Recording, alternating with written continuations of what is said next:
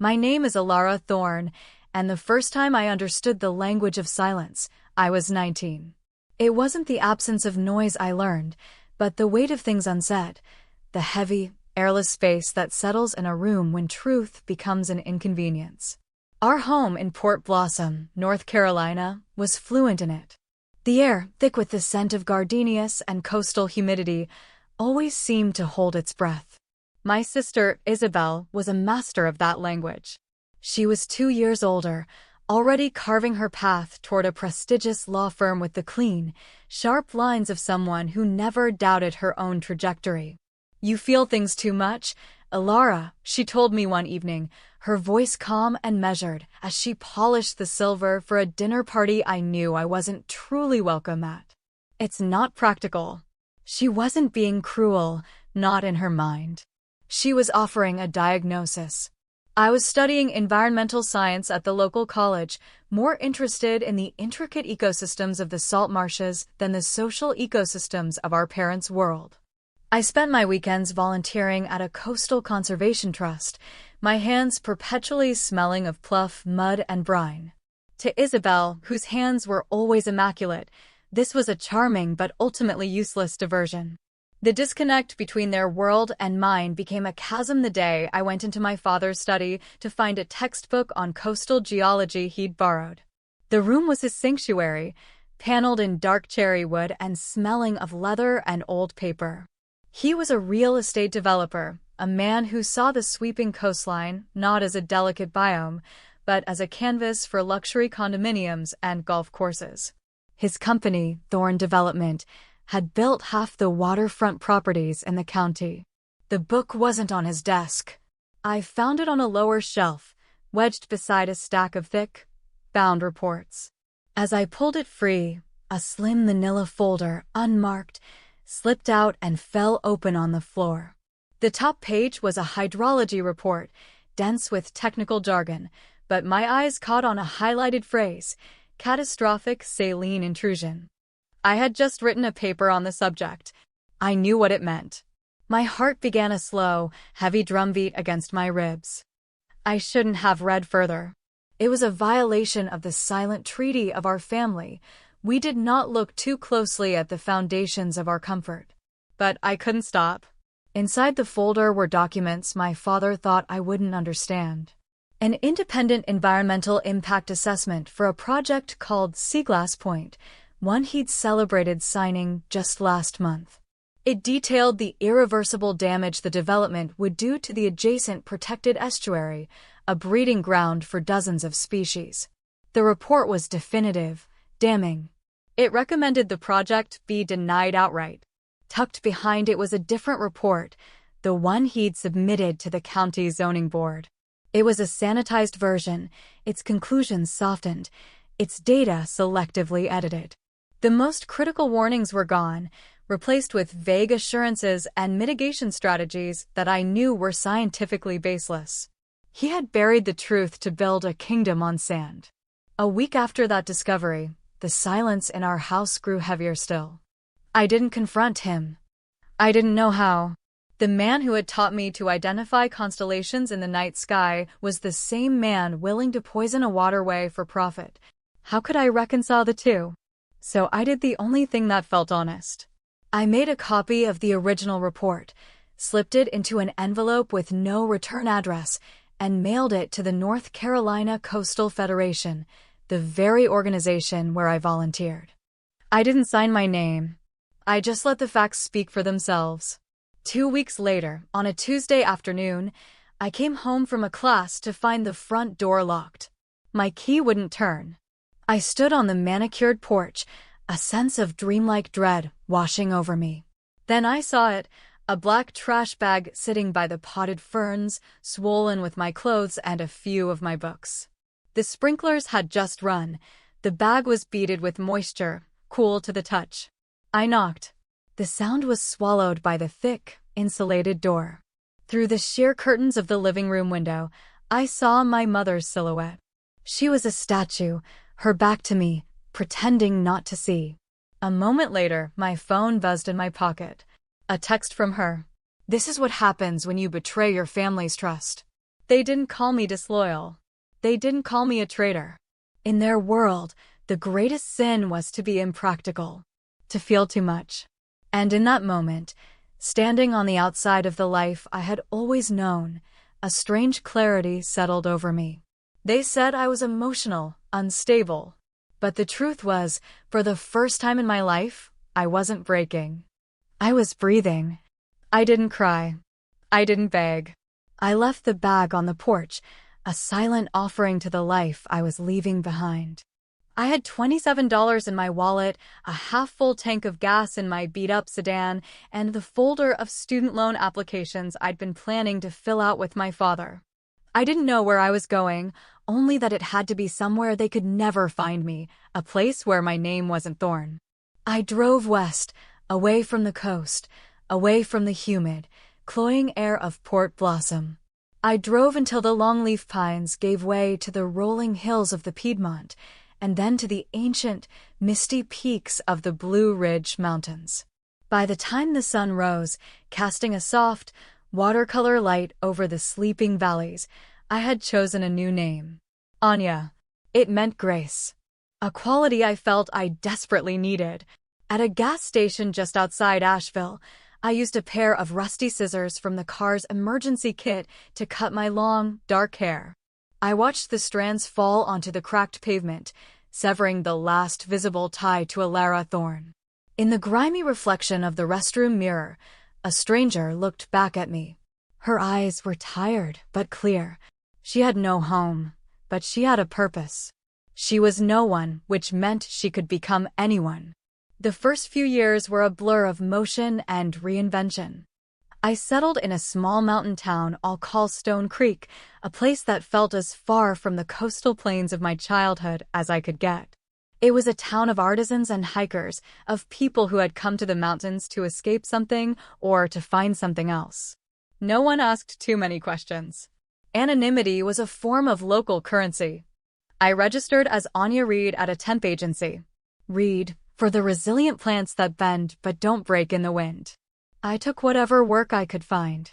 I washed dishes in a farm-to-table restaurant where the clatter of plates was a welcome noise. I worked the early shift at a coffee shop, the scent of roasting beans a comforting constant. I spent a season at a local plant nursery, my hands plunged into rich soil, coaxing life from seedlings. Each dollar I earned was a small, solid brick in the foundation of a new life.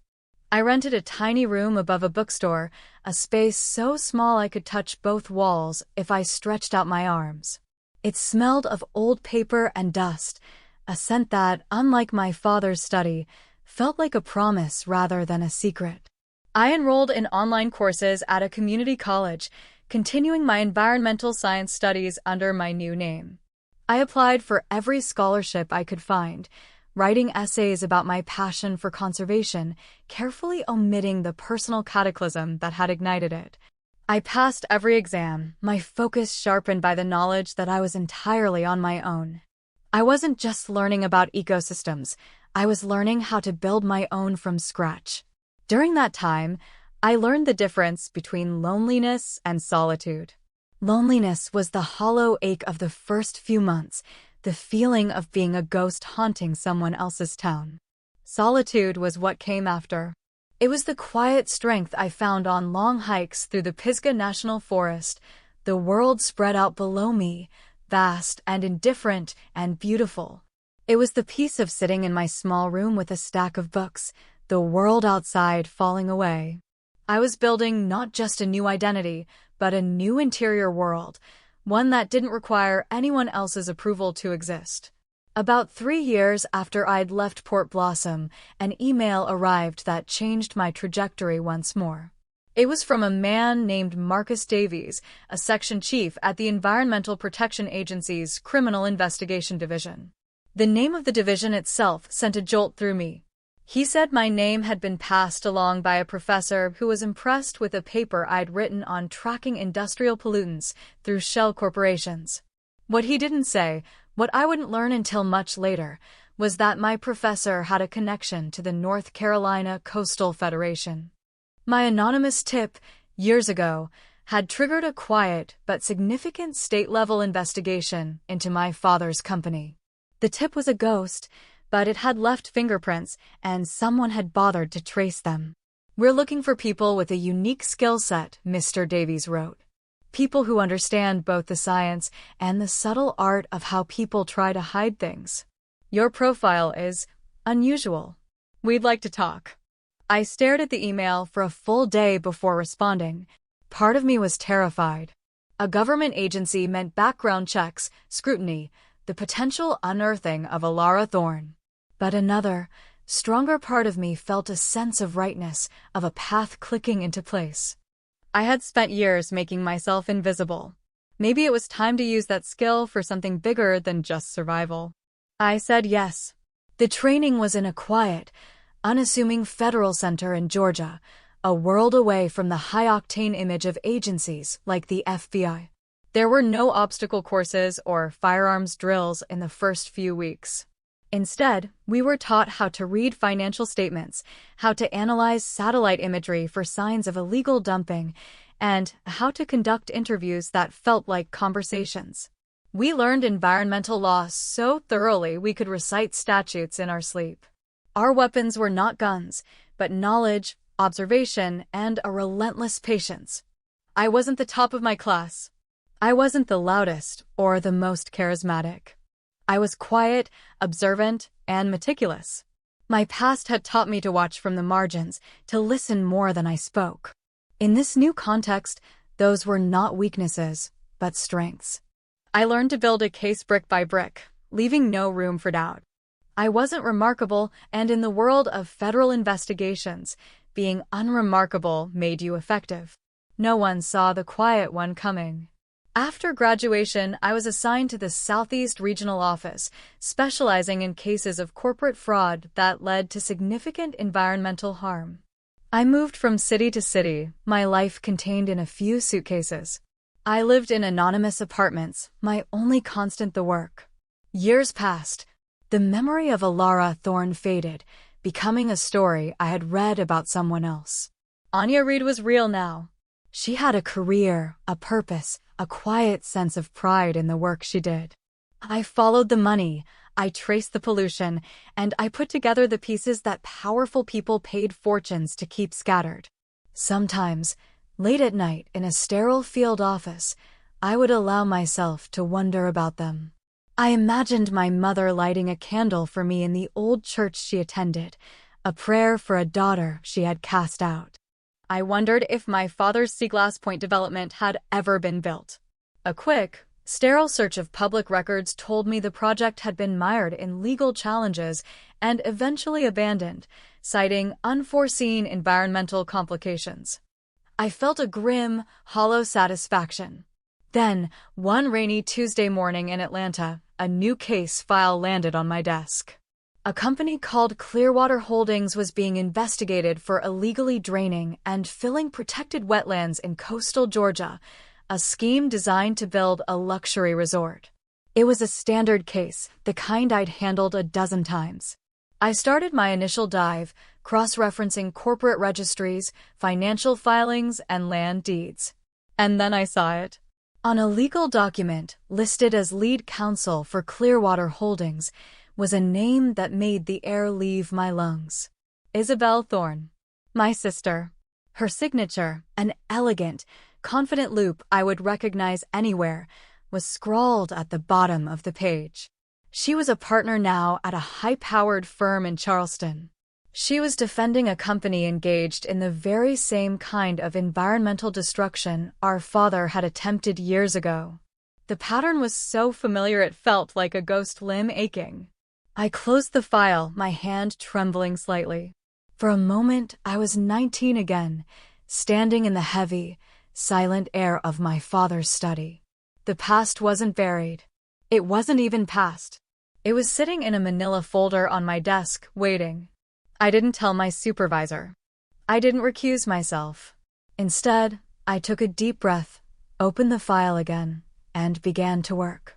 I marked it for a special diligence review, a designation that brought more resources to bear but also more oversight. They would ask questions later, but for now, I had a job to do. I was an investigator, and this was my case. This time, I wasn't an emotional girl discovering a family secret. I was a federal agent, and I was going to follow the evidence wherever it led, even if it led me right back to the door that had been closed to me a decade ago. The courtroom was in Savannah, a city that, like Port Blossom, wore its history like a delicate, heavy veil. The building was old and grand, with soaring ceilings and floors of cool, silent marble that echoed the weight of judgment. I slipped into the back row during a pretrial hearing, dressed in a simple navy blazer and gray trousers. I was just another face in the gallery, an anonymous observer. My anonymity, once a shield for survival, was now a tool of my trade. Isabel sat at the defense table, her posture ramrod straight. Her hair was cut in a sharp, modern bob that framed a face that had grown harder, more polished. She radiated a cool, unassailable confidence as she conferred with her client, a slick developer whose face I recognized from my case file. He looked nervous, but Isabel did not. She looked like she was born for this, for the adversarial theater of the law. Our mother was there, seated in the front row of the gallery. I hadn't expected that.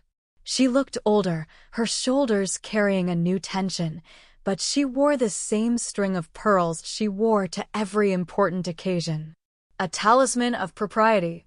She clutched her handbag in her lap, her knuckles white. The hearing was dry, procedural stuff about evidence and discovery deadlines. I watched, my heart a steady, slow rhythm in my chest. I wasn't here to intervene, not yet. I was here to understand the landscape, to see the players in their element. I was here to be seen. During a lull, as the lawyers shuffled their papers, Isabel's gaze drifted across the gallery. It swept past me once, unseeing. Then it snapped back.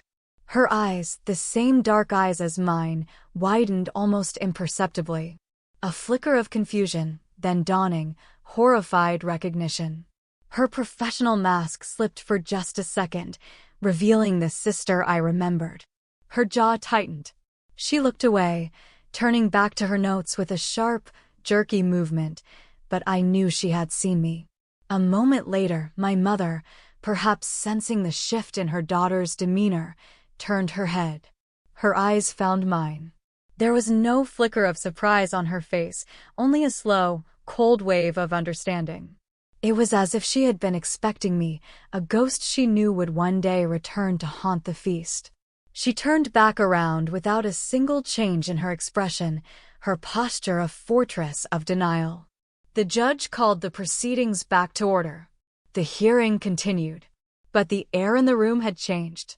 A current of tension now ran beneath the surface of the legalese. I hadn't said a word, but my presence had been a statement. I was no longer the girl on the porch. I was here in their world, but not of it.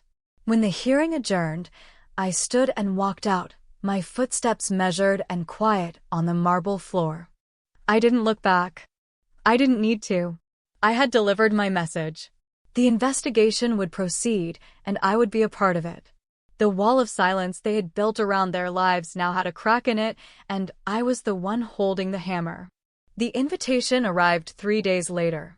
It came not from Isabel or my mother, but through a cousin, a gentle soul who had always tried to bridge the family's many divides. Her text was breezy, casual, a masterclass in pretending a decade of exile hadn't happened. "We're all getting together for dinner at your parents' house on Sunday," she wrote. "It's been too long. We'd love for you to come. Just family, just family." The words hung in the air, weighted with a history of exclusion. I knew what it was. It wasn't an olive branch. It was a summons. They wanted something. My presence in that courtroom had made me a threat, but it had also, perversely, made me a potential asset. I said yes. Not because I craved reconciliation, but because I needed to see it through to the end. I needed to stand in the heart of that silence one last time, not as a victim, but as a witness to my own life. The house in Port Blossom looked exactly the same, frozen in time. The gardenias were in bloom, their scent thick and sweet, a smell I now associated with suffocation. My father opened the door. Richard Thorne. He had more gray at his temples, the lines around his eyes deeper, but he still carried himself with the unshakable certainty of a man who believed the world was his to shape. He offered a stiff, awkward handshake. "Alara," he said, using my old name like a key he hoped still fit the lock. "It's good to see you." My mother hovered behind him, her smile stretched thin. She reached for a hug that was more of a brief, brittle clasp of my shoulders. "We're so glad you could make it," she murmured, her eyes avoiding mine. Isabel was already at the dining room table, a glass of untouched red wine in front of her. She looked up as I entered, her expression unreadable. The confident lawyer from the courtroom was gone, replaced by someone who looked trapped. Dinner was a surreal performance of normalcy. We ate my mother's shrimp and grits, the same dish she made for special occasions. They asked about my work in vague, careful terms. "Atlanta must be a busy city," my father commented. "You seem to be doing well for yourself." They talked about the weather, a neighbor's new boat, my cousin's children. We were all actors in a play we'd been forced to write on the spot, the script full of holes. Finally, as my mother cleared the plates, my father leaned forward, steepling his fingers on the polished wood of the table. The pretense was over. "Isabel's client," he began, his voice low and conspiratorial, "is facing a difficult situation. Unfair scrutiny. You know how these things can be. Overzealous regulators." He looked at me, his gaze direct and heavy with expectation. A word from the inside, from someone with your position, it could provide some much-needed perspective. Clarify things for the investigators. My mother, returning from the kitchen, added softly, "It's just a misunderstanding, Alara. You could help everyone see that." Isabel remained silent, staring down at her wine glass as if it held the answers to the universe. She was letting them fight her battle for her, just as she always had. I took a slow sip of water, the cool glass a steadying presence in my hand. I placed it back on the coaster with a soft click that seemed to echo in the sudden quiet. "My name is Anya," I said, my voice even and calm. It was the first time I had corrected them. A small but significant act of reclamation. I looked from my father's expectant face to my mother's pleading one, and then finally, to my sister. "Let me ask you a question," I continued, the words coming easily, cleanly. "If I were still working at a coffee shop in the mountains, if I hadn't made a name for myself in the one world you respect, would I have been invited to this dinner? Would you even know where to find me?" The silence that followed was different from the kind I had grown up with. It wasn't heavy with things unsaid. It was a vacuum, stripped bare by a truth they couldn't refute. My father's jaw tightened. My mother's face crumpled slightly, the carefully constructed mask of the gracious hostess falling away. Isabel finally looked up, and in her eyes, I saw not anger, but a flicker of shame. I had my answer. I hadn't been invited back into the family. My career had been. My perceived influence was the guest of honor. I folded my napkin and placed it neatly beside my plate. I stood up. "Thank you for dinner," I said, my voice devoid of irony. It was the polite, well-mannered exit they had taught me to perform. But the meaning was entirely my own. No one tried to stop me as I walked to the door. They just sat there, frozen in the tableau of their own making. As I stepped out into the humid night air, I felt a profound sense of release. I hadn't needed to shout or accuse. I had simply held up a mirror and they had been forced to look. This time, when I walked away from that house, I wasn't leaving anything behind. I was taking myself with me, whole and complete. The attack, when it came, was both more primitive and more personal than I'd expected. It wasn't a professional leak of case details or a formal complaint filed against me. It was a poison dart aimed at the girl I used to be. A week after the dinner, an anonymous blog post appeared, published on a fringe political commentary site known for its sensationalism. It was titled, "EPA Investigators' Troubled Past, A History of Instability." The post contained excerpts from my teenage journals. My journals. The ones I had left behind in my old room, filled with the raw, unfiltered angst and melodrama of a sensitive girl trying to find her place in the world. Passages were taken out of context to paint a portrait of someone emotionally volatile, prone to fantasy, and fundamentally unreliable. They didn't mention the family context. They didn't have to. The implication was clear. How could someone so unstable be trusted with the power of a federal badge? I knew instantly where it came from. My mother had saved everything. She would have never thrown them away. My father and sister, desperate and cornered, had weaponized my own history against me. They weren't just trying to discredit Agent Anya Reed. They were trying to annihilate Alara Thorne, to prove she had been the problem all along. The story was picked up by other, slightly more credible outlets. The headlines were insidious. Questions swirl around Agent in contentious wetlands case. My supervisor called me into his office, his face etched with concern. The agency's legal department started drafting responses. My colleagues looked at me with a mixture of pity and suspicion. The walls felt like they were closing in. That night, my phone rang. The screen displayed a name I hadn't seen in a decade, Dad. I let it ring 3 times, a small ritual of control, before I answered. "This is what you wanted, isn't it?" he began, his voice a low snarl, thick with rage. There was no greeting. To drag this family's name through the mud. It's a pathetic, vindictive cry for attention. We gave you everything, and this is how you repay us. I held the phone to my ear, listening to the bitter tirade. In the past, his anger would have shattered me. It would have confirmed my deepest fears about myself, that I was ungrateful, that I was the problem. But 10 years of solitude and self-reliance had built something stronger inside me. I waited for him to finish, for his anger to exhaust itself into a tense, ragged silence. "I didn't drag our name anywhere," I said, my voice so calm it surprised even me. "I carried that name with me when you threw me out. I built a life and a career you couldn't even imagine, all while you were trying to erase me. The mud you're seeing? That's from your own backyard. You're just angry that my work brought me close enough for you to get splashed by it." There was a stunned pause on the other end of the line. I had never spoken to him like that before. I hadn't raised my voice. I had simply stated the truth as I saw it, without apology. The click was loud when he hung up. I didn't release a statement defending myself. I didn't give a tearful interview. I refused to engage in their drama. To do so would be to validate their narrative, to accept that my past emotional state was relevant to my professional competence. Instead, I went back to work.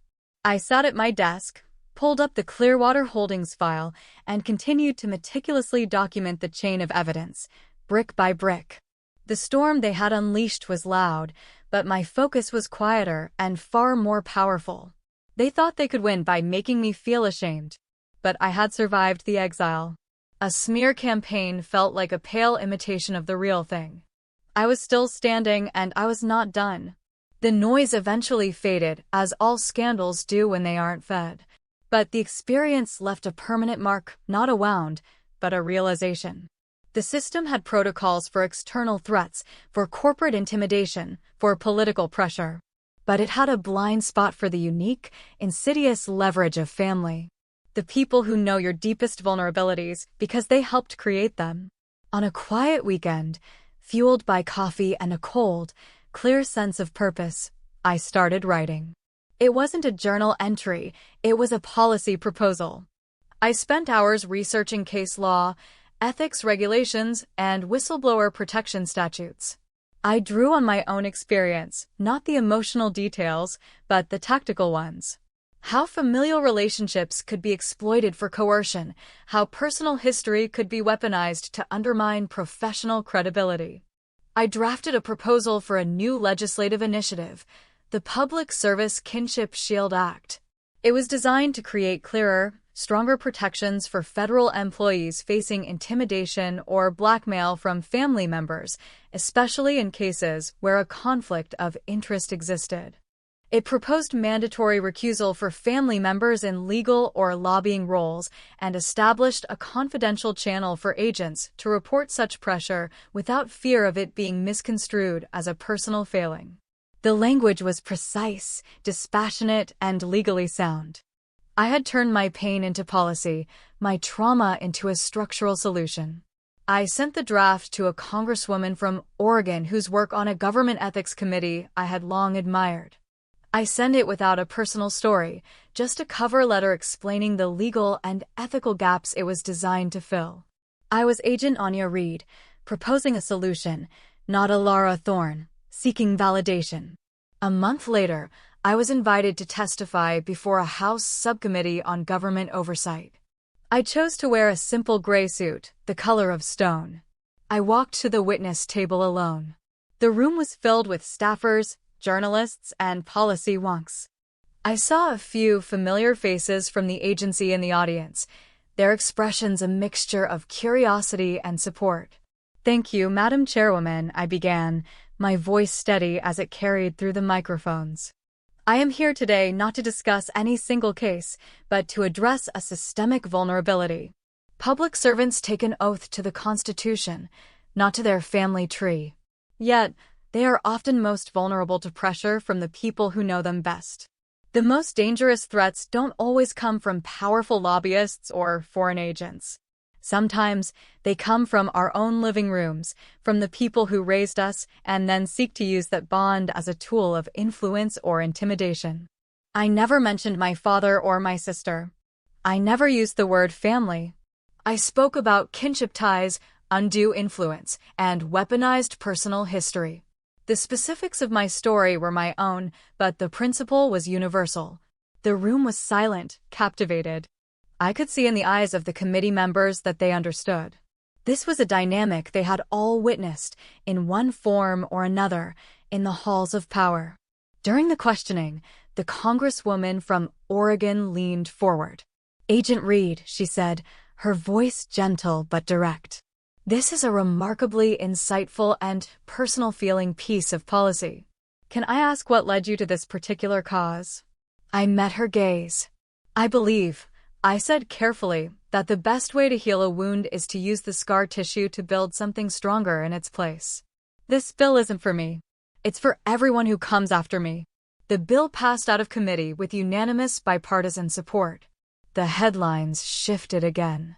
They were no longer about my troubled past. They were about the legislation. Agent turns personal pressure into public protection. The Kinship Shield Act, when family becomes a conflict of interest. I hadn't sought revenge. I had sought reform. And in doing so, I had found something far more satisfying. I had taken the very thing they tried to use to destroy me, my own story, and forged it into a shield for others. She came to my office on a Thursday afternoon. She didn't have an appointment. My assistant just buzzed me, her voice uncertain. "A Ms. Thorne is here to see you. She says you'll know who she is." I told her to send her in. Isabel stood in the doorway of my small, functional office, looking smaller than I had ever seen her. The power suit was gone, replaced by simple jeans and a soft cotton blouse. Her face was bare of makeup, and the absence of her professional armor made her look younger, more fragile. I didn't offer her a seat. I just leaned back in my chair and waited. She hovered for a moment, then took the visitor's chair opposite my desk, her hands twisting in her lap. The only sound was the low hum of my computer. Finally, she looked up, her eyes meeting mine. They were filled with a weary sorrow I had never seen in them before. "I was jealous of you," she said, her voice barely a whisper. "I think I always was. You had a kind of freedom I never understood. You felt things, and you weren't afraid to let them be your guide. I was taught that feelings were a liability. That success was the only thing that mattered." Her voice cracked. "I built my entire life on that idea. And when I saw you in that courtroom, I realized you had built a life on something real. And I had this." She gestured vaguely, as if to encompass her polished, empty success. "I didn't come to ask for anything," she continued, taking a shaky breath. "The case will be what it will be. I needed you to know. The journals, that was Dad's idea. I went along with it. It was a monstrous thing to do. And I am so sorry. I listened, my expression unchanged. I didn't feel a surge of anger or a rush of forgiveness. I just felt a quiet, sad sense of finality. You didn't break me, Isabel, I said softly.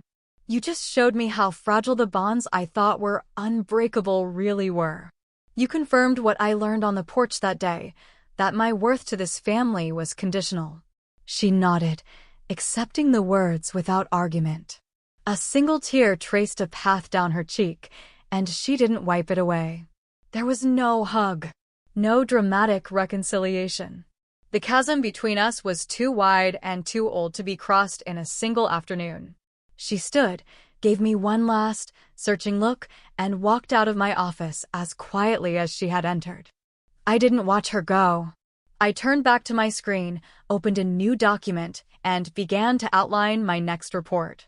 The past had been acknowledged. The air had been cleared. Now there was work to do. A few months later, I stood at a podium in a community hall in Washington, D.C. It was the launch event for the Witness Line Project, a national support network for whistleblowers and public servants facing internal and familial retaliation, an initiative born from the Kinship Shield Act. The room wasn't filled with press, but with people like me, quiet, determined individuals who had chosen principle over silence. As I spoke about creating structures of support for those who do the right thing, my eyes scanned the back of the room. And I saw her. My mother. She was standing by the far wall, alone, her hands clasped in front of her. She didn't look proud or apologetic. She just looked present. She was listening. She stayed until the very end, and when I finished speaking, she gave a single, almost imperceptible nod before slipping out into the crowd. It wasn't an apology, but it was an acknowledgement. A silent witness to the woman I had become. My father was not there. He never reached out again. That night, an email from Isabel appeared in my inbox. It was just 4 lines. I saw the launch online.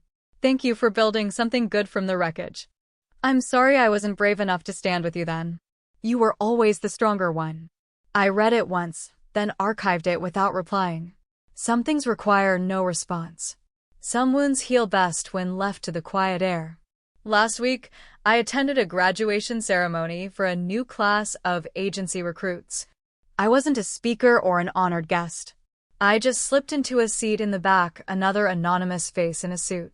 One of the top graduates, a bright young woman with fire in her eyes, stepped to the microphone. There are many reasons we choose this work, she said. For me, it was reading about the Kinship Shield Act.